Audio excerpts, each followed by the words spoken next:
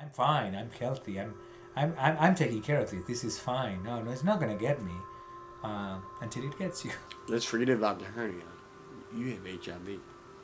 And he said, not only HIV, you have AIDS. It's funny how things freeze in your mind. I mean, I took the test, and then it was near a construction site.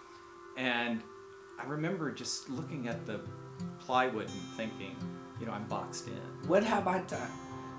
That's the first thing you think when you find out that you're infected. Who, what, when, where. Being in New York in the 1980s, especially in 1980 to 81, the city literally came to a standstill. At that time, there were no other women I knew who were infected. So I lived on this island for a long time by myself. When I told him that I was HIV positive, he totally freaked out. My grandmother was like, you have to use your own utensils to eat with, you have to wash your own clothes. You lose your family, you lose your friends, you can't tell people. I had to tell my daughter, don't tell anybody, because I didn't want the splatter effect on her life. For the first time in human history, people have actually survived the collapse of their immune system. And they still don't know really what that means. So we know the medicine is working, but catch-22. What is the damage is it doing to my body? So I use this. This is my cup. If it's down, it's because I didn't take them. If it's up, it's okay. So Not only are we not stopping this disease, stopping the spreading, but the fear is still so great. I don't care about money. So what? I just want to tell my story. I want women to hear my story so they can understand.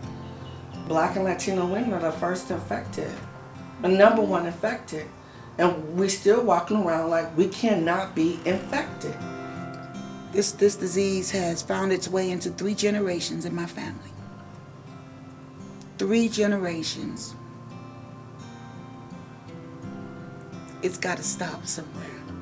I used to not be able to look to tomorrow, and now I look years ahead, months ahead. My mother was diagnosed, and 5 years later she was dead. 5 years. I'm going on 21. I'm grateful. People that has it call themselves like I'm dying with AIDS, and I never felt that way. I think I'm living with AIDS, and what you do when you realize you have AIDS is you start a new way of living. It's a new way of approaching life. It's not the end of life.